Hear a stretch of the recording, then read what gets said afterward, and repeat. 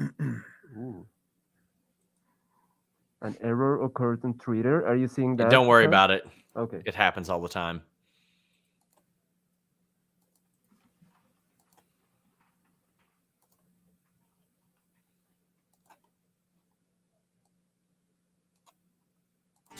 It's the list and your boy at Fightful.com. With Jimmy Van and Sean Ross Sapp. They're on fire. Ooh, boom shakalaka. 200 strong. What's up, you guys? It is December 8th, 2021. It is the list and your boy number 235, brought to you by our friend Destiny FOMO. Twitter.com/Destiny FOMO. Probably the last time you'll see this wonderful frame up here for a while, unless she chucks down some more of that money. But you know what? I was just going to say, yeah. She invested in us, so I want to thank her for that. She's become a great friend, great person. Follow her on Twitter at twitter.com/Destiny FOMO. She's into gaming. She's into wrestling, all kinds of good stuff. And beyond that, just a good person, as I've learned. So we've been very happy to do business with her. I'm hoping to drag her onto a prediction stream one of these days if she'll ever pay some more attention to pro wrestling. But we got the list and your boy, Jimmy. How you doing? I'm all right, man. Can you believe we're like less than 3 weeks from Christmas? Crazy. Yeah. Less than a month from a new year. Give me your Christmas gifts on the way, unless it's got there yet. I wonder what it's going to be this year. So I got the LGN poster still. I got that. Yeah, that was good. I got you Jordans. I'm not getting you anything that extravagant again. Yeah, I got Jordans. I wonder what I can get for them on eBay. I don't know. I'm selling a PlayStation 4 on eBay right now. Are you? Yeah, not because I've got the 5, and now PlayStation 4s used are going for like new price. What? So yeah, because nobody can get the PS5, and I got lucky. I abused my fame, Jimmy. I hit up. I put on Twitter earlier this year, hey, who wants to sell me a PlayStation 5 at retail price? And somebody did. So I got very lucky, and I haven't touched my PS4 since then, so I'm selling it. Do PS1s go for anything? I got a PS1. Doubt it, Jimmy. I doubt it. I have the original Xbox. Oh, boy. As you can tell, Sean, with children, video gaming stops. I don't even play games that much anymore. I just like that I have it if I need it. Okay. Yeah. Well, good for you. Well, I guess we'll start with the old Fightful Magazine plug. I forgot to bring in the physical copy of the current issue. Danhausen. Darby Allin. We're going to talk about Danhausen in a second. Darby Allin is on the current cover of the November-December issue that you see right there. Like I said, I got the physical copy and I forgot it. If anybody does want to know, so is this an actual physical magazine? Here's the previous issue with CM Punk on the cover, if I can get it out of the light. There you go. So, yes, it is a physical, actual magazine. You can get it in digital or print. We are wrapping up the next issue, the January-February issue, and Danhausen is on the cover of the next incredible. Issue. Yes. I put some of the final touches on it last night, actually.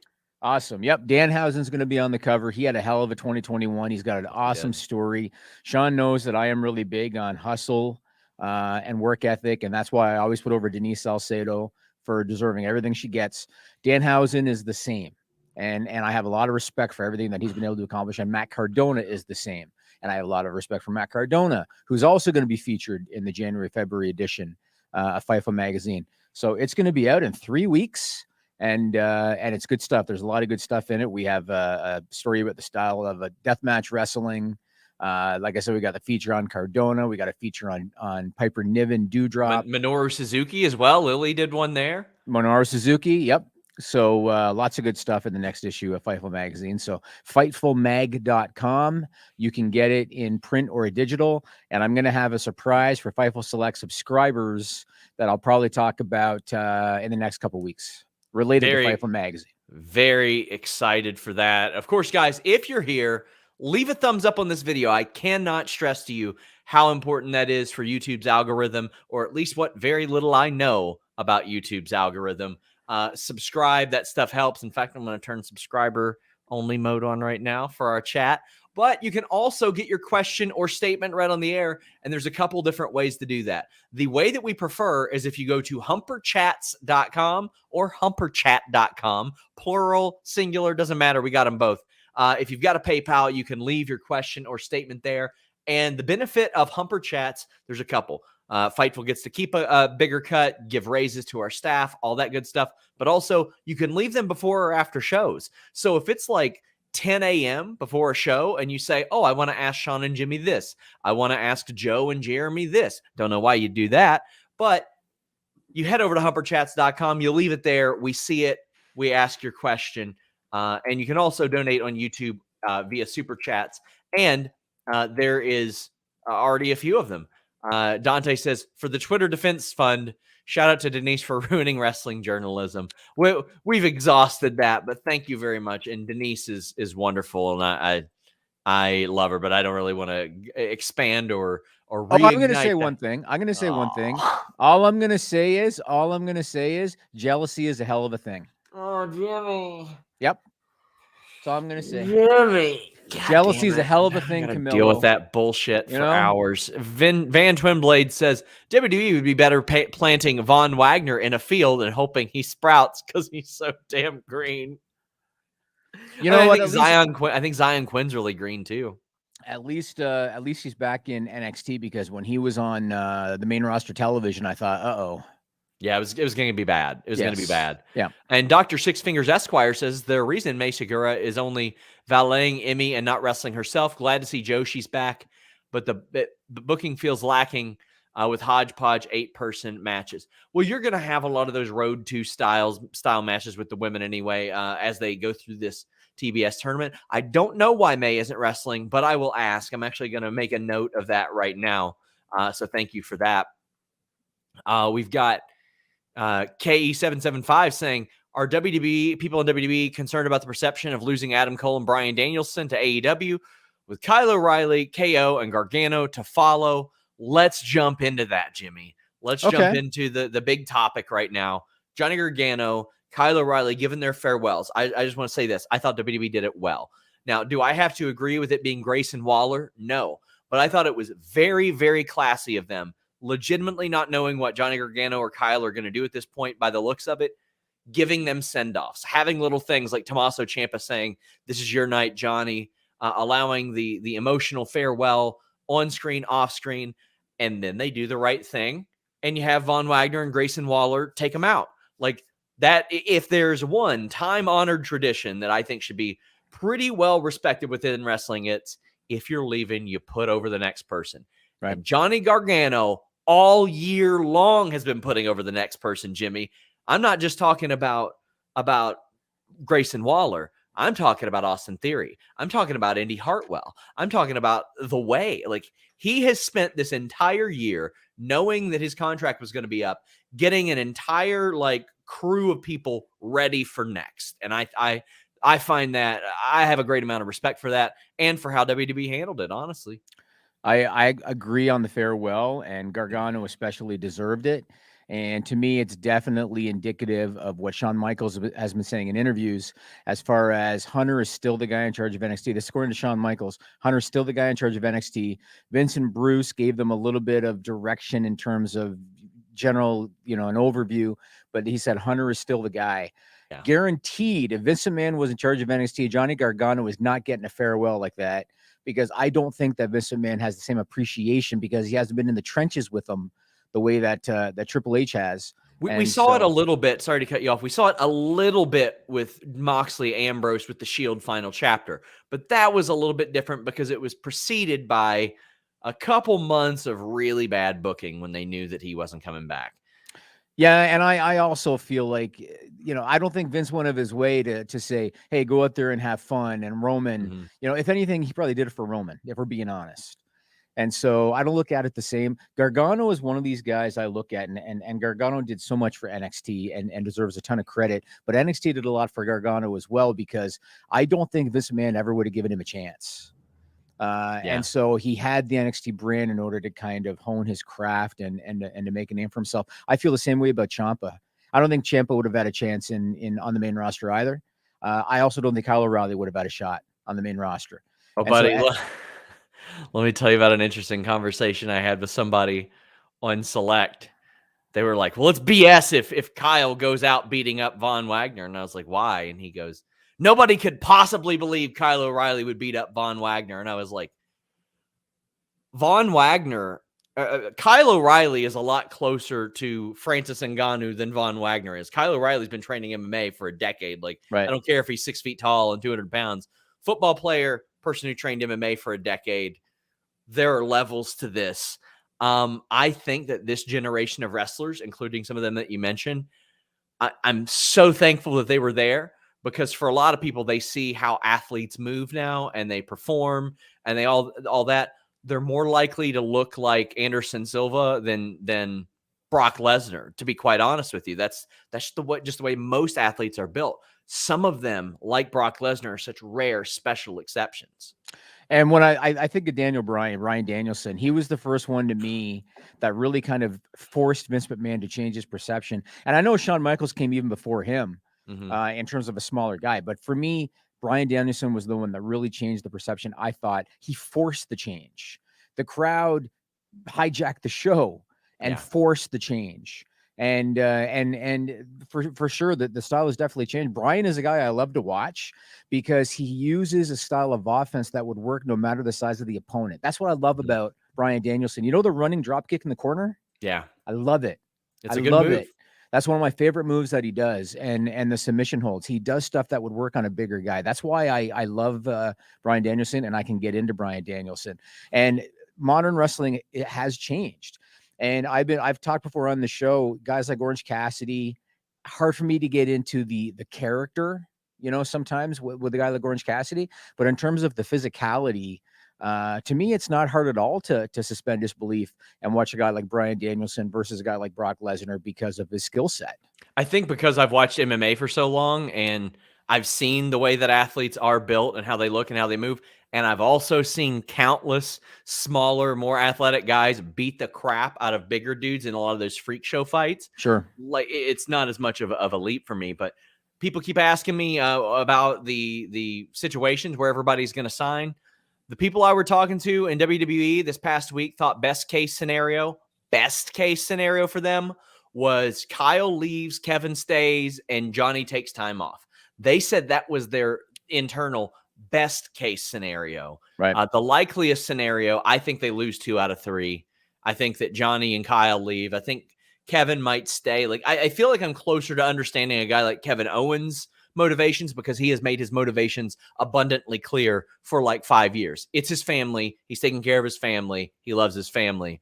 And I respect that. But now Johnny's motivations may soon parallel those, Jimmy. Like, having a kid changes your life. Oh, does it ever? Well, let me ask you this question. Do you think if Kevin Owens' contract was not running out in the next month, would he be in the main event of day one? No, I do think that they know that he has some buzz in relation to that. Yep. Should he be? Yes, he should be regardless because he's an amazing talent. But I think that they know, and his attitude reflects that. He's playing that off very well, whether it's a shoot or not. Right. Okay. And I know that like KO, there's been some subtle stuff here and there on occasion. You know, he's made like subtle references or whatever here and there. A guy like Bryan Danielson and even Punk, but more so Bryan Danielson, kind of made it clear. I chose AEW. I love WWE, but I chose AEW because they put wrestling first. And because, you know, they are a wrestling company. And because you just kind of indicated, you know, KO said he's all about his family. Do you think there's also part of Kevin Owens that's like, yeah, but I still love this business and I would love the opportunity to work with all these different guys and they're less about entertainment, they're more about wrestling? Or do you think that his mentality is family first, family first, family first? Which one again? KO versus Bryan. KO. Oh, well, that's a tough one too, because we know how much Bryan loves his family and all that stuff. But my point, exactly. We're talking about Bryan could resign. He could have resigned. Also, like the Bellas have an incredible, like they've got so many more revenue streams as well. Like that's got to play a role too.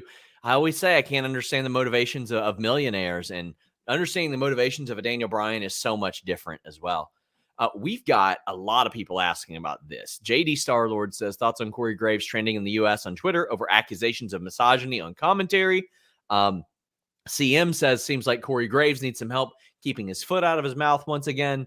And Ted Gruber says, not sure this was addressed, but Corey Graves caused his own Twitter issues, or is he taking it out of proportion? Well, buddy, what did he say? I missed it. So I'm hardly one to be talking about people putting their foot in their mouths or causing their own Twitter issues. But Alyssa Marino, who did some work for WWE, had posted a tweet. And I think that Alyssa is supremely talented. I think that in my limited experiences with her, she's been really wonderful. But she said, when an announced team can't focus on a match, and put focus in quotations, and is constantly commenting on the physical appearance of competitors, especially when it's women in the ring, it's time to find professional broadcasters who can tell the story without being distracted by the athletes. I don't often share my takes on things, but I work hard to prepare myself as a broadcaster. I've studied how great commentary teams can elevate matches, but it's really grating to hear announcers get lost in how attractive they think competitors are in the midst of a match. Corey replied and said, well, then, I suggest you find a different field in sports entertainment. If you can't differentiate a TV character and an actual journalist, then I don't trust anything you have to say. Good luck.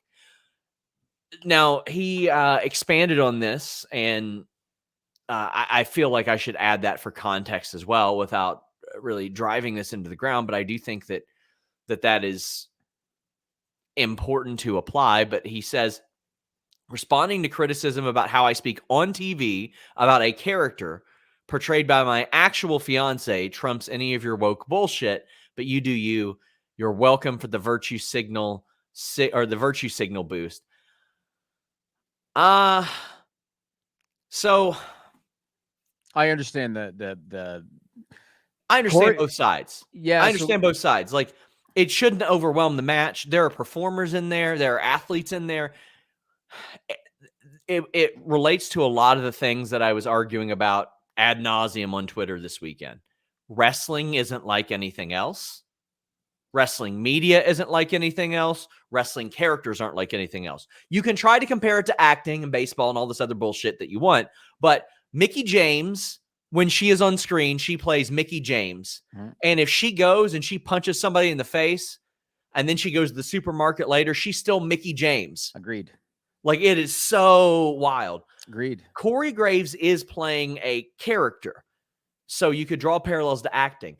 But I agree with Alyssa. I don't think it needs to overwhelm the broadcast, and I don't think it needs to happen every damn time. I think that's part of WWE's beat us over the head with it thing. Like, oh, he thinks she's hot.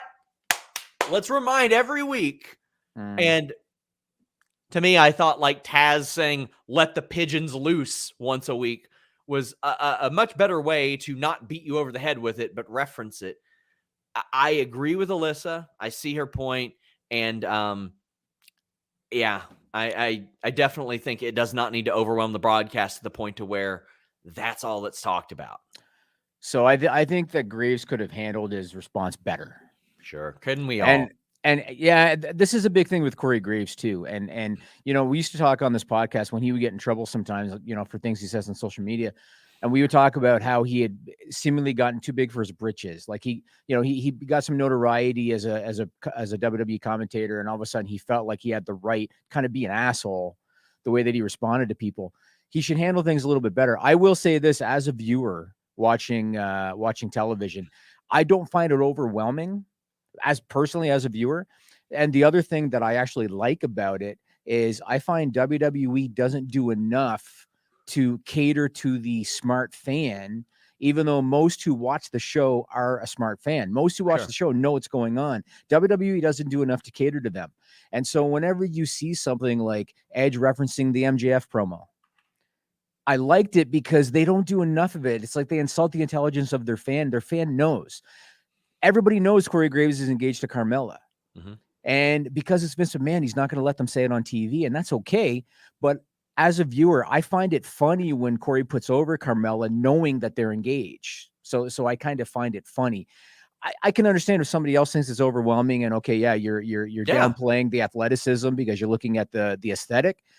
As a viewer, I find it funny because, again, I wish they did more to not insult the intelligence of the viewer. So as a fan, I don't have a big issue with it.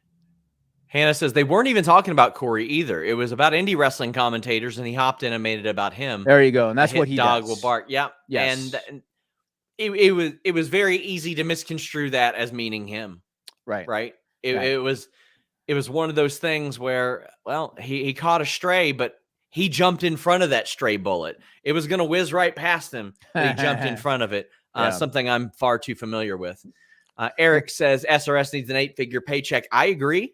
Continue on from Eric. I'm trying to buy a house in Lexington, Kentucky right now, and I'm poor because of Jimmy. Jimmy has made me poor. We have a bunch of chats. Chris Rain says Danhausen on the cover is all you need to say to me to make this an automatic buy. So here's a funny story, Jimmy. I interview Danhausen so much. Anytime I see him, I interview him. At Toy Vomit this year, I did 2. Because I was like, let's get 2 in the can. So I had a virtual one with him, and then I spread them out. Needless to say, these ain't time-sensitive interviews I'm doing with him here. So I filmed one with him in Chicago. I still had it in the can until last weekend because I knew I was going to see him at WrestleCade. So I interviewed him, and I released that last one. Now I'm sitting on another one from WrestleCade, and I realize he's coming to Lexington next weekend. So I'm going to be dropping another Danhausen interview soon to promote the magazine, and then I'm going to interview him again. And then we're going to release a compilation on Fightful Scraps of all of them. In fact, I had to be like, Kyler, stop the presses. I got another one coming because he was producing the compilation already. Oh, really? Very excited about that. Josh says, thoughts on NXT last night. Team Kalex were not happy about anything or about last night. Well, I got ahead of myself. They're not happy about anything. That's the rib. They hate everything. Anthony Pry, but I didn't mind it. I thought it was good. You got to put over the next. Who's next, Jimmy?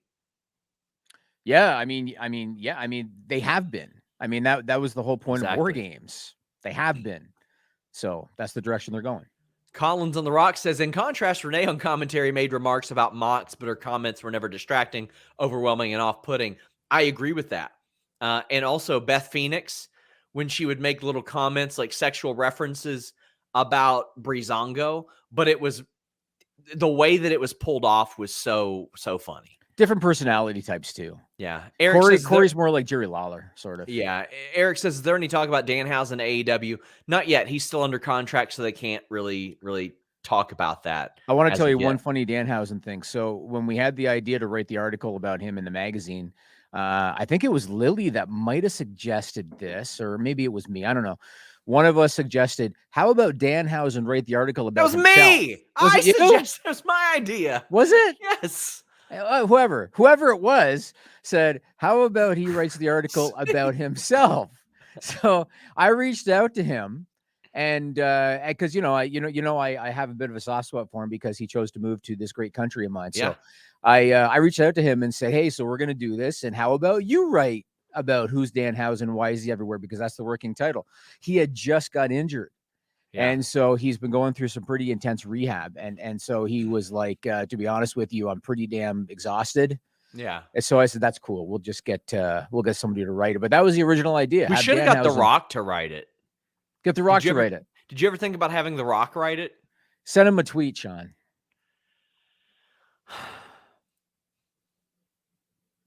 Yeah. Yeah, I do. Maybe that'll get you there. That'll get you there. It will. It will. Sharts Freely says, what are your thoughts on if you hold the 24/7 title for 30 days, you get a mid-card title shot? Well, they can't call it a mid-card title shot. No, I think that it already is a mid-card title. It's a lower mid-card title. But I'm not big on that. I think it should be these people hold on to it because every day they get like a stip in. They get like $1,000. Exactly. That's the only reason they want it. Yes, that would be beautiful. So it's almost like a tiered system. You know what that is, Sean? It's almost like a tiered system where the longer you hold it, the more money you get. That's what they should have done. I agree. Man. Yeah. Man. Daniel R says, hi all. What's next after the title? What's next for Ciampa? Is he still going or is he still no on going to the main roster? He's one of my favorite characters in media, let alone wrestling. To me, I think he should be the one consistent they keep there. It seems very clear. He wants to stay there. Yep. He likes the schedule. He told me straight up, he's like, if I would have signed on the dotted line and been told you're working 200 days a year, I would not have signed on the dotted line. Right. He's like, I signed the deal that I signed with the intent of being where I was going to be. And he's like, and occasionally if they need me for something, I'm open to that. He's like, but I've been very transparent about what I want, and they have been transparent about what they want. So I think that's a pretty good agreement there. If they're good with it and he's good with it, let's keep him there. Kind of reminds me of their Randy Couture, sort of. Yeah. Sort of. I just don't want to keep shitting on Vince McMahon. I don't think Vince would have a clue what to do with Tommaso Ciampa. Neither.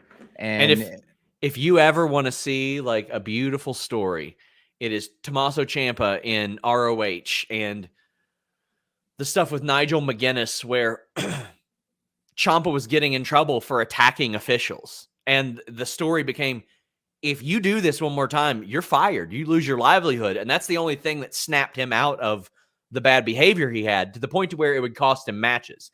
He would almost run into the ref and he would stop and he would be like, no, I can't do this. I'm going to lose everything that I love. And then on his last night, he beat the absolute shit out of a referee, like 5 knees to the head. It was like, that's Tommaso Ciampa. Like, you play off of that look, that emotion, that feel, that history. And I don't know that Vince is that interested in telling a long-term story there. But no, they're lucky if they get 2 weeks out of anything. Yeah. Eric says, I'm going to AEW show tonight. Is there anyone on anything special happening tonight? Well, I am fascinated with if MJF is going to get cheered in Long Island or not. His hometown that he's been putting over for a long time. Yeah. I think he will. I think he will too. Normhausen says, Danhausen's very famous. You must interview him a million times or be cursed. What are you looking forward to on Dynamite? What I just mentioned. I hope somehow Long Island becomes their Bizarro world. I hope that they bring out MJF first and he gets a cheer, and that like does like the Canada US reversal thing. Like, that's what I want. I want Long Island to be their Bizarro world. You think they're going to boo Punk? I don't know, because it took Eddie Kingston in the middle of a fight to do that. Oh, Thunder Rosa's in the chat and says she's looking forward to Riho and Jamie Hayter. We love Thunder Rosa here. A regular viewer of Fightful. What can we say? Waiting for the selfie with the magazine. Yeah, you should be more rude about it, Jimmy. Please. Chris says, love to see a former ROH wrestler do an invasion angle in AEW. Well, there's no real point in doing that unless they own the IP of it and all that stuff. But have you heard anything more about that, Sean? About what? About Ring of Honor IP, tape library? Not yet. I'm trying to find some more out. And Justin Lopez says, would Johnny Gargano make the WWE Hall of Fame for his career in NXT? Yeah, I think he would. He won like every title there. But Jimmy, we're still getting through chats, and we got stuff on the list to talk about. By the way, where's the Humper Chats overlay? I don't know, somewhere. Why? My design team put so much. So let me tell you something. Sean's got a thing about camels, and I haven't quite figured out his thing with camels. Is that all it is, Jimmy? Yeah, that's all it is. So Sean really, really likes camels. We had to put together so many overlays for this Humper Chat thing. Hey, Jimmy, shut the fuck up. There it is. That's one of several. We did like 3 or 4 different ones. I guess that's the one you like the best. Humper Chats by Fightful. Leave a Humper Chat at humperchats.com, Jimmy. Camilo, no one talks to me like this, you know? It almost, this is like so Bizarro day. I won't say who it is, but someone close to you, the first time I came into Toronto, says, nobody talks to Jimmy like you do. Never stop. They looked me dead in my eye and said that. We're going to talk off the air, Sean Ross. No, we're not. No, we're not. Yes, we are. I will never reveal it. I will never reveal it. Talk off the air, you and me. Eric says MJF is a Long Island wrestling god. And Normhausen says, hola, Thunder Rosa. Yeah, she probably hit the big red X and hit the bricks after Jimmy was like, still waiting on that selfie with the magazine. Okay, first off, I did not do a Braun Strowman impression when I asked her for the selfie. Now, come on, that's not my Braun. My Braun is, I'm still waiting on you to take a selfie with that magazine. They sounded completely different. They weren't anywhere close to the same. They did sound different. Mr. Very CJ different. Lilly says, any thoughts on who's winning the Rumble this year? Mine's on Alexa to face Becky and Bobby to face Big E. I'm going with Braun Breaker. Braun Breaker, baby. Braun Breaker and one or two of the Horsewomen. That's what I got going on right now. You got to go with the hot hand. Yep. Definitely. And if he doesn't win it, he's got to have a hell of a showing. So if he doesn't win it, he's got to do the Kane and eliminate like 15 guys. Big J says, why do IWC care so much about wrestlers and their politics? Why should I care about Raquel liking certain tweets? Well, everybody's got the internet. I don't give a damn about like any of that stuff. Like I can separate it. It doesn't, but they feel like I can't adjust that. I can't change that. I can't affect that. I don't have to agree with it. Somebody says, isn't Thunder Rosa verified on YouTube? No, she's not. That is her. I know her. I mean, she hired Denise off of one of our streams, for the love of God. So, and by the way, what they just asked about the IWC, this is not a wrestling centric thing. Like there's people that love Taylor Swift that are all crazy about Taylor Swift. There's people couldn't imagine that. Yeah, there's people that love, I don't know, the Yankees that are all into what the players have to say. This is not just a wrestling. I don't know why people always say IWC. It's like everybody's realm of sports and entertainment. Yeah, yeah. Anthony Pride says, how many AEW talent will transition to other roles versus not having their contract renewed? Well, I think we've already seen some of it. Like Leva Bates hasn't wrestled in like 8 months, but she in AEW, but she is invaluable behind the scenes of AEW and does a lot of different stuff for them. We're hitting that period where we're first starting to see wrestlers have their deals expired. Big Swole was one of them. And that's to me, that's the way ideally you do it. If you don't have plans for somebody, they have a way and a time to plan on that.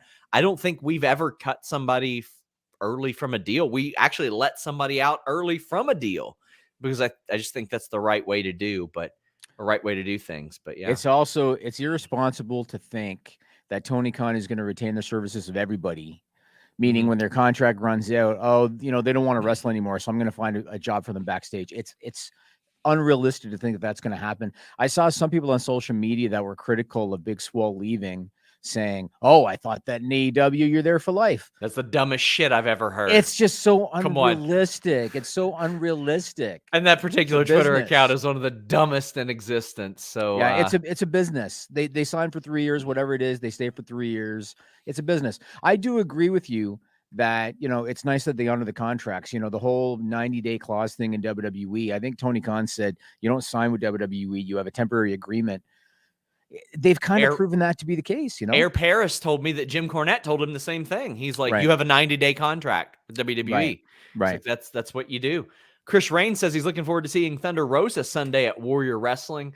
I got to see her at WrestleCade. I was going to do an interview with her. Her line was so goddamn long all day. It didn't stop, and it made me very happy. That was like one of those things. I was bummed I didn't get an interview, got to say hi to her, but was making that money all day long. And she gets some of the best live reactions on the shows. Yeah, and another thing about Thunder Rosa, WWE has always been so big into trying to tap more into that Hispanic market. Mm-hmm. She was right there. I know they were going to give her a referee tryout. It's unbelievable. That's the kind of stuff that's irritating to me. Eric says Long Island is MJF country. I hope so. I want to hear that. Ted Gruber says prediction time 2022 biggest face turn and biggest heel turn. Same with WWE. I think Cody's going to turn heel. I think at some point, Britt Baker has a bit of a baby face-ish turn. In WWE, I think Reigns might head back the other way at some point. I don't know if he will. If they're planning Rock in 23, then he's not going to do nothing in 22. Maybe you're right. I think Drew's turning heel. I think he'll turn heel. I don't think that's a big one. Well, what else? Know. What's bigger? Lashley is a babyface. Yeah, but it's kind of like it floats around there. You know what? We talked before about how, I wish they would do more stuff true to life. Did you see Lashley and Austin's podcast? I don't know if I have yet. He's such a likable person. You know what I mean? Well-spoken guy, professional guy, true athlete. He was talking on Austin's podcast about how he's got business endeavors outside of WWE and stuff, and he's got children and everything. He's a very likable, professional guy. You could market him as a babyface easily. And again, they don't. Like to me, he would be an easy one. You just look at his professional background. He was in the military. Mm-hmm. Easy. They don't play. There's so many things they don't play off of that I didn't even think of. Like I never thought about him being in the military. Yeah, it almost writes itself. This stuff. Well, Cadillac Carson says if Brock and Roman are wrestling at day one, will they do a rematch at WrestleMania, or the Mania match be something different? Unless they get The Rock, I think it'll be Brock and Roman, and that's the issue. Like the big first time ever at WrestleMania never happens anymore. Now, granted, you know what? Shawn and Brett wasn't their first time when they did it at WrestleMania, and it was still humongous. But I just love a good first time ever, Jimmy. The difference with Shawn and Brett, they hadn't really had a world title program really prior to Mania 12. I mean, Shawn was the IC champion. I think they had one match. Brett as the world champion. Shawn as the IC champion on television. Otherwise, it was mostly mid-card stuff or tag team stuff. So it was a little bit different. When you've already had Roman Brock, now you're going to do Roman Brock, then you're going to do Roman Brock, and they're all for the Universal title. How do you keep adding flavor to it unless you take the title off Roman at some point, which I don't think they want to do? What else do you do? Do you do a career stipulation for Brock? What else do you do to hook people in at this point? There's not a lot. I mean, I think having babyface Brock, heel Reigns, which it should have been like that 5 years ago. Yeah. It should have been like that 5 years ago. Brock was already kind of stale as a heel at times, and Reigns had long been stale. Here's an interesting Humper chat from humperchats.com, which I think you might actually be able to answer better, Jimmy. Sean, question about your contract, if I may. Why is your contract for a time frame? Is that a YouTube journalism thing rather than a normal job where you just sign up and work? Don't mean to pry, but interested. So I was on a 30-day rolling deal for a long time. Yeah. I tried to cut that cycle so many times. No, so basically, Sean is really big into the security. Even though I told him when we first started this thing, I'm going to back this thing for probably forever just because I like it. So I told him, like, you don't really have to worry, but he's really big into security. And so I remember when we did your last deal, he wanted it for a certain period of time because he wants that security. And so when we were doing the new one, the reason I came up with 8 years is because in the NHL, that's the max time deal for a current player on a current team. Meaning if you re-sign with your current team, you can do 8 deals, but if you sign somewhere else, it's 7. Mm-hmm. And so that's why I just took it from the NHL, and that's where the 8 years came from. I was getting some of those offers, Jimmy. Yeah. Got a nice 5-year offer somewhere else. And I said, no. I looked at him and I said, fuck you. Yeah, that's what you did. That's what I did. I was all set when I talked to your wife. Well, there you go. Because your wife, and she didn't mean to kill your leverage. Yeah. But she basically told me, Jimmy, he fucking loves Fightful and he loves working with you. And he doesn't want to do anything else. And I was like, okay, cool. I'm going to offer him less money. Oh, we've still got more chats. Dylan Bishop said, should we consider AEW a place that caters to a family man like KO more? If he got a comparable contract, their schedule gives him more time at home. That it does, but they're not going to offer Kevin Owens nearly as much money as WWE can offer. I agree. Nearly. I agree. And also, look at what Kevin Owens gets through on WWE TV. The crazy shit he does physically. Now, okay, they're going to throw him off a building, through a flaming pane of glass, into thumbtacks, into the Mortal Kombat spike pit in AEW. And Daniel Rothenberg says if you could bring one WWE wrestler in for a 3-month run in AEW and it can't be Roman, who are you bringing in? For me, it's Cesaro versus everybody. Chad Gable. Okay, I'll go completely different. I'll give you a man and a female. Okay, and a manager. Bivens. I want Bivens to manage somebody that needs somebody to talk in AEW. Becky Lynch, because I want her and Britt Baker on the mic. That'd be fire. And legitimately, I want Braun Breaker because there's a lot of like smaller wrestlers in there. Braun Breaker and Darby Allin would, oh my God. He'd shoot him into the 5th row, Sean. Exactly. Like I would be so excited to watch that and watch Darby Allin hit him at like 200,000 miles an hour doing a suicide dive. Let me ask you this question. What do you think of Braun Breaker? And I fucking hate that name, but what do you think of Braun Breaker, Brock Lesnar Mania 2023. I love it. I love that idea. That match should be woo. I think that Braun Breaker should never lose for the time being. He is the closest thing to Goldberg I've seen since maybe Lesnar. I agree. I love everything about what they're doing with him. And I know sometimes, people don't like when because he's, the offspring of a star and he's also the nephew of a star. And so sometimes people don't like when they kind of take elements from their star family member, but he does it the way he does it. He's not out there barking. You know what I mean? He just does like the suplexes and stuff. I would love it if he barked before he did his finishing move. You know how like you'll have like people that will set up like Shawn Michaels would stomp. He starts to bark. Oh, that'd be cool. That'd be cool. What else you got on your list, Jimmy? I don't have enough people leaving thumbs up right now, and it's making me mad. Well, my preview has gone to shit because we haven't. Even the thumbnail, I feel like we're gonna have to redo the thumbnail because we haven't got any of this stuff. Let's talk about it. Let's talk about that right now. All right, yeah. I want to talk about the current state of AEW, and I want to get your opinion on the current state of AEW. Okay. So we've talked about Raw's declining numbers a lot. Going back months and months and months, we've talked about Raw's declining numbers and the state of creative and everything.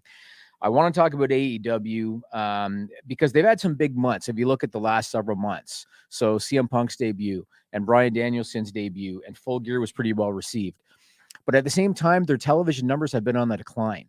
Yeah. I got this screenshot. This is from Brandon Thurston from WrestleNomics. Put it Media One, Camillo. So this shows you total viewership. P2 means like all demos. And I don't know how hard this might be for people to see, but if you look at the gray line in the middle there. So if you start back in, say, April, and if you go to, say, September, see how it was kind of on an upward trajectory, a slow upward trend, slow upward trajectory. From September to current, it's been on a slow downward trajectory. And I saw that, and I thought that's kind of interesting. The gap at one point between Raw's low and Dynamite's high, see how close that gap was? Now, when you look at the gap of the current weeks, it's really widened over the last few weeks. And I saw that and I thought, this is interesting. Now, there's a couple things that I want to note because I know how people, sometimes people fill in the blanks with their own opinions. First and foremost, this does include the West Coast airing. Yes. Because people might look at this and say, this is irrelevant. You're not including the West Coast airing. No, it does include the West Coast airing. However, it does not include the delayed DVR numbers. They call that ND7, which means next day plus 7 days. Yes. This does not include the DVR number. And according to Brandon Thurston, over the month of November, they averaged about 167,000 viewers a week through DVR. So if you add 167,000 viewers to those numbers, they were hitting about 1 million viewers a week on Dynamite over the month of November. But there's been, as you can see, a downward trajectory since September. I'm curious what you think is the reason for that. Do you think it has anything to do with Hangman Page being champion? No, I don't think it has anything to do with that. Especially considering he's only been champion for like 3 or 4 weeks. But they did. Okay, so I know that people I talked to in AEW thought that the West Coast airing at the live West Coast airing would help them. I think it's very clear it doesn't. Like nobody's home at 5 p.m. yet. Like it's airing so much earlier in the West Coast. People are driving home from work. And if you're in a major market, a major place like LA, who the hell knows how long it's taking to get home if you are not working remotely? I think that's harmed them. I don't think it's harmed them as much as like enough for the discrepancy though. So do they not replay it though on the West Coast? I don't think so. Oh, I thought they did. Think so. It's airing. I think it airs live in the West Coast. It does, just but I thought they time. replayed it later. I thought. I don't think so. I mean, that would be ideal. I mean, if they could do that, they would have done that all along. I think, right? Because I mean, that's what you want. I mean, I think a lot of wrestling companies should try. Like, if I were WWE or I were AEW, I'd be asking whatever company that broadcasts me, "Hey, do you just want to replay us at midnight? Like, why not?" Right. Like, why wouldn't you want to? I used to catch like those late nitros when I couldn't sleep all the time. Mm-hmm. But yeah, they're moving back to their normal time slot when they go to TBS. Yeah, well, Rampage has taken an even bigger hit. And I don't have a screenshot. Camillo could if he wants, puts the other one back up. But they have seen consistent drops month over month since their debut. Which one is Rampage? The yellow. Yeah, you can see there. They've seen consistent drops month over month since their debut, both in live viewership and in DVR numbers. They've dropped both month over month since their debut. And, when Rampage started, and we would talk on this podcast about why is Tony Khan giving away these major main event pay-per-view quality first time ever matches on Rampage when the time slot was going to suck anyway, like 10 o'clock on a Friday night. I understand that he's probably thinking, okay, I want to establish the show, and he's probably thinking, I want to do this for my broadcast partner. But it never made sense to me. Why would you give away these major first time ever main event matches in a 10 o'clock time slot on Friday night? I'm thinking maybe he's starting to figure out maybe that's not the greatest idea. Because it's making the show missable, unfortunately. Without it, you mean? Yeah, and one leads to another. You know what I mean? Like, if you condition your audience to think that it's missable, they're gonna miss it. That's what happens. So how do you combat that? Because you're not going to get 2 million viewers. You're not. Even with the greatest match, you're not going to get 2 million viewers at 10 o'clock on a Friday night. It's really hard to parse. Like, it's hard to say, oh my God, even if I put on an awesome show, they're not going to tune in to the level in which I would want. But meanwhile, Turner is like, well, they're doing a lot more than whatever the hell else we were going to have right now. Like, right. Than some Billy Bob Thornton movie at 11 p.m. at night or 10 p.m. at night or something like that. So, it's got to be a thing to parse. And you had mentioned like these consistent viewership drops. If you're having consistent penile erection drops, check out our friends at bluechew.com and raise it up. Blue Chew brings you the first chewable with the same active ingredients as Viagra and Cialis. So, they work, but they work on your schedule, whether it's a bad time slot or whether it's prime time. You're going to get that performance. And let me tell you, the ratings you receive will reflect that erect penis that Blue Chew gives you and that outstanding performance. And the best part, it's much more discreet than this ad read. That's right. No waiting in line at the doctor's office. No waiting in line at the pharmacy. You work with their online physicians. When you're approved, it ships straight to your door discreetly and quickly. Even if you're not in the mood, it gets you in the mood. You're going to be booked for that main event level happen thanks to BlueChew.com and the code Fightful. And right now, you get your first shipment free when you use the code Fightful. Just pay $5 shipping. BlueChew.com. That was one of my best right there. That was a good one. I did good. Humperchats.com. If you're still in the humping mood, why don't we have those camel shirts up yet, Jimmy? You're asking me. Yeah, I've been like hot on like just throwing design ideas out to the team. I've been doing good on that lately. We got some good stuff on shop.fightful.com. We got fanny packs. Have you seen those? Oh, I've seen them. They look great, don't they? Excellent. They look amazing, Jimmy. There you go. Our beanies look great. Like they're awesome. I think I told the girls they could both order one on me, I think. We do have one of the camel shirts up there. I didn't even realize. Yeah. Well, maybe what do you always say to me if I miss an article? You're like, follow your product, Jimmy. Well, I didn't know that they put it up there, and I had said, hey, let's add the cartoon up there as well. Like, let's add the cartoon camel because I think it works really well with this design. But I'm gonna tell you, Camilo, he's got a thing with camels. Well, because Jimmy, we've got humper chats, and even though, have you ever heard of a double entendre, Jimmy? You ever heard of one? No, Sean. What is that? Well, it's the type of thing that gets you a shirt like this. Look at that beauty. Look at that beauty. I love it. But I want the cartoon camel in there too. Like, that's what I want. On the same shirt? No. Oh, and we can put the Fightful underneath. Like, yeah. Hannah says, I'd like credit for the beanie. She did bully me into doing beanies, and they're incredible. Like, those beanies are amazing. I really, really like them. That's good. I think we've mainly sold them to Sean, and then he made expense it all. Yeah, maybe. I'm going to get more, too, because I didn't get enough. John Blaine says, have Rampage lead into Dynamite might help ratings. That's too much. Yeah, TNT's got stuff they do want to air in prime time every night. So, but when he says lead in, he means same night, doesn't he? Like. Well, maybe a replay. And I mean, I don't think that's the worst idea. But if I were TNT or TBS, I would replay some AEW thing at 6:05 on Saturday. Why not? Hadn't that been teased at one point? I don't know. Cody say that? I thought I heard something about that. Gary Coxhead says, appreciate the answer on the contract thing. Really interested to hear about that side. I suppose I should ask a wrestling question. Would KO get to be top AEW champion if he went? I think eventually he would. Yeah. I felt like the Owen Hart Cup was tailor-made for him.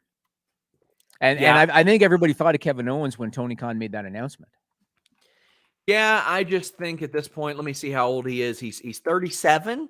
I think he's probably got a solid 7-8 years left in him. I think at some point he could be, I think he could be top champion. I just don't think he'll go.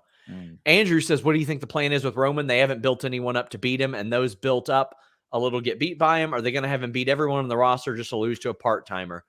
I think he beats The Rock when he faces The Rock. Yeah. I think that there are a lot of things that they could do with him, but I think right now he's going to, I think he was probably going to face Jeff Hardy before this past weekend. Yeah. I think he was going to face Xavier and Kofi at some point. I think he was going to face people that everybody knew who weren't going to beat him, but were too over to not get reactions. I agree. And we this is what we talked about a couple of weeks ago about Roman is only as hot as the story and the opponent at this point. It's tough. There's really, and this is all on WWE. This is not anyone's fault but Vince McMahon, because they just haven't built up anybody. And that's why we're looking at Braun Breaker, because who else is there? There is nobody else, So. Sean Blandford says, give me AEW Saturday night and every so often have them in mid-match like an old WCW show would. I remember that, Ric Flair and Sting, and then I'd have to watch the next week. But they are doing Saturday night specials sometimes, completely separate of the preemptions.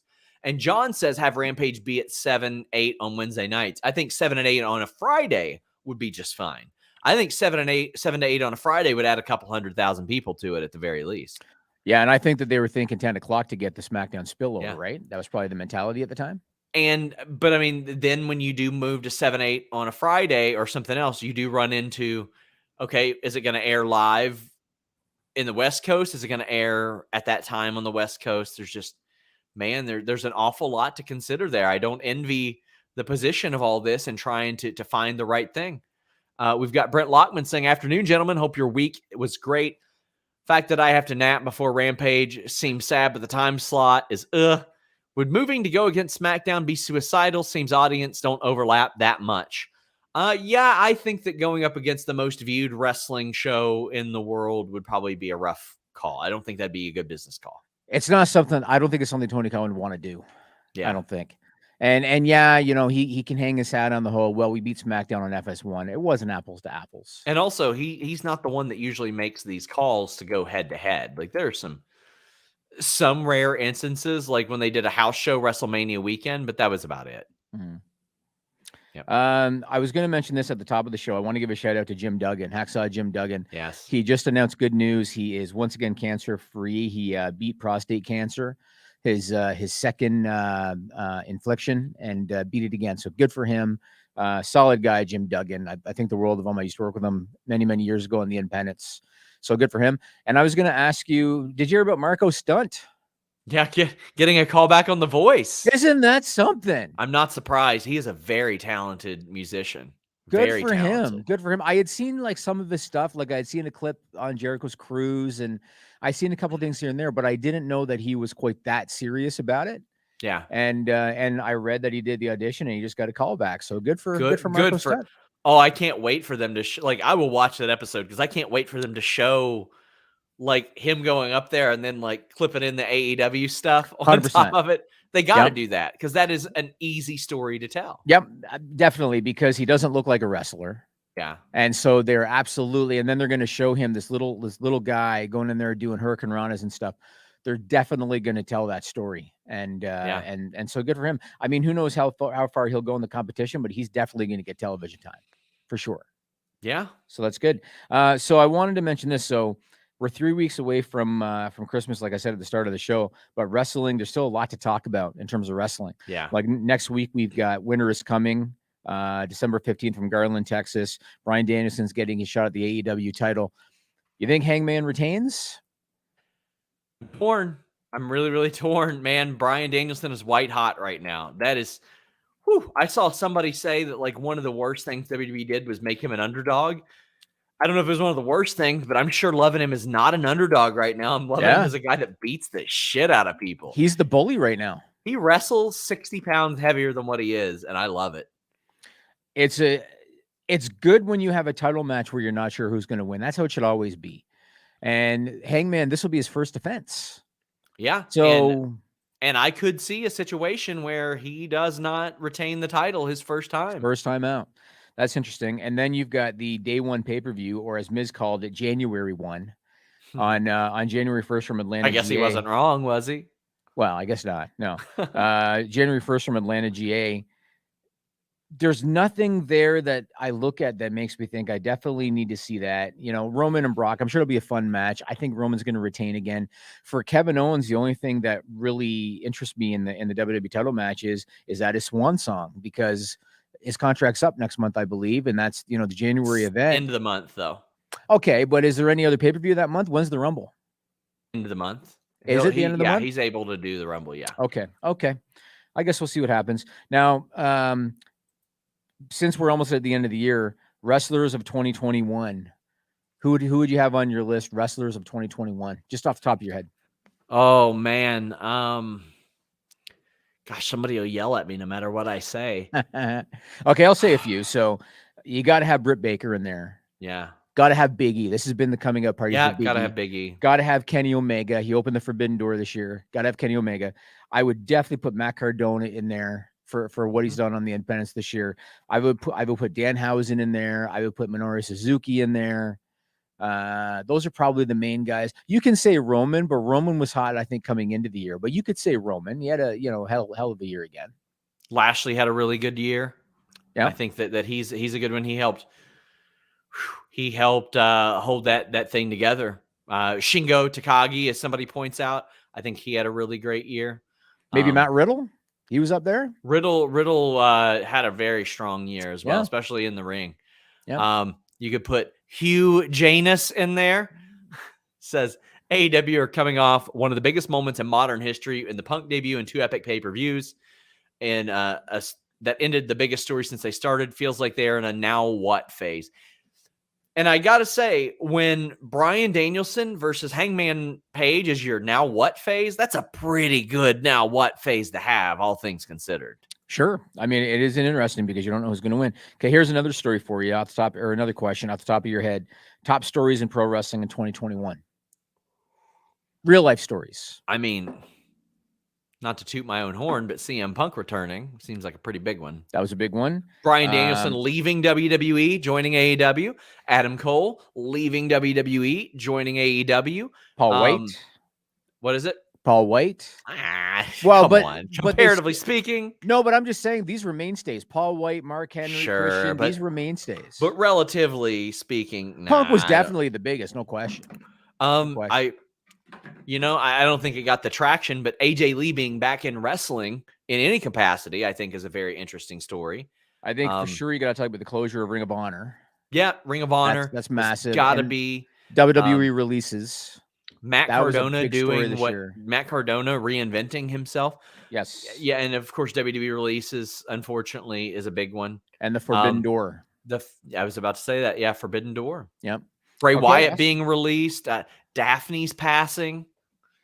Like there were some pretty wild ones. Braun Strowman too was a big one. I think Daphne's passing, at least in the short term, put a lot of perspective on a lot of things. And yeah.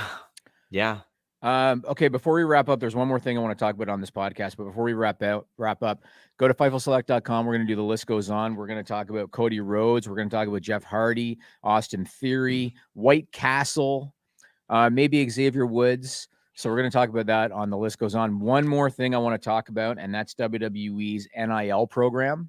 Yeah. They call it the Next in Line program. They played off the letters NIL because the NCAA passed the ruling that came into effect July 1st, where college athletes could monetize their name, image, and likeness. That's where NIL came from. So WWE, Gable Steveson was the first one that they signed to the NIL program. They just announced today that they have signed 15 more college students, and 1 two of the people that they sign, look out for these two because they're going to get fast tracked. They are a pair of twins. They're 20 years old. Their names are Haley and Hannah Cavender. They play basketball at Fresno State. They have almost 4 million TikTok followers. And I guarantee you they are going to get fast tracked to the main roster because WWE is going to look at those two and say, not only can we tap into the young demo, we can recreate the Bellas. So they are going to get fast tracked. There's no guarantee that any of these people will wrestle, but I'm so happy for the NIL program, quite frankly. Yes. For the last couple of years, I stopped watching college sports. I felt really gross and dirty knowing that these people couldn't make money. Yes. And quite frankly, I don't give a shit what you think about scholarships, people, or anything like that. I watched an eventual NBA player that I was talking to for a story at my college sign curly fry holders for like 30 minutes in this wing place. And then he went to go buy his own and his card got declined and he didn't have enough money to afford it. This is before the unlimited snacks and meals deal was passed. And when I was like, hey, I'll get that for you, he said, I don't know if that's an impermissible benefit or not. Right. He's like, I don't know if you're allowed to. There was a girl I knew that competed in NCAA soccer, went through 3 torn ACLs, and then when she came back, a torn meniscus for that school. And when she came back after all that, she was on a frozen yogurt store poster, and she got in trouble with her school because they said, you should have known better. You're not allowed to be on that, even if your name's not on it. I'm so glad the NIL program exists. I'm so glad these kids are getting paid. They deserve it. If they can make money, if anybody can make money off their own likeness for a talent they have, they should be able to do that. So I'm very excited about that. I couldn't agree with you more. These colleges, especially basketball, football programs, these colleges have made hundreds of millions of dollars. Billions. Yes, off these athletes. Not to mention the coaches make millions a year to coach these athletes. And like Sean just said, I don't know the rules now, essentially, or at least before this July 1 rule came into effect, but it used to be they couldn't get jobs. They weren't allowed to get jobs. Like you said, they didn't have any funding at all. And that's why you would hear about these under the table stories that would come to life from time to time. I've heard of a few of them. Like like a kid would get a job valeting cars. Well, then a booster would come by and they would get a giant tip as a result of that, because that's their job. And, I get it. We've got a couple of more humper chats before we wrap up. Miguel Ortiz says, just tuned in. And I don't know if you guys thought of this idea for Gargano. What do you think of him surprising everyone, becomes the Joker at Double or Nothing after his daddy duties? That could happen. I think he might take time off. You know what? Maybe he pops up as a surprise in the Royal Rumble. There's a lot of opportunities there. I think that's possible, though. But 6.5 months away, I don't know if he'd do that. I don't know. I don't think so. I don't know, but it sure as hell did look like a swan song to me. I mean, not just what happened on NXT television this week, even little things. So at War Games, the gear that he wore had these Easter eggs all over it, and each one signified or represented something that he did in his career. Plus, prior to War Games, he and Ciampa did that Glorious video. Yes, you know what I mean. And they posted on social media like for old time's sake or something. There were so many subtleties that told me that he was probably done. And then O'Reilly was putting up the Undisputed Era hand sign. So I feel like they're both done. Pirate Radio says AEW has Cleveland booked for the end of January. Hugh Janus, actually, that I already read that one. I just wanted to say his name again, I think. Brent Lockman wraps us up and says, the fact that Cardona is even in that conversation shows the kind of year he's had. Such fantastic work in 2021.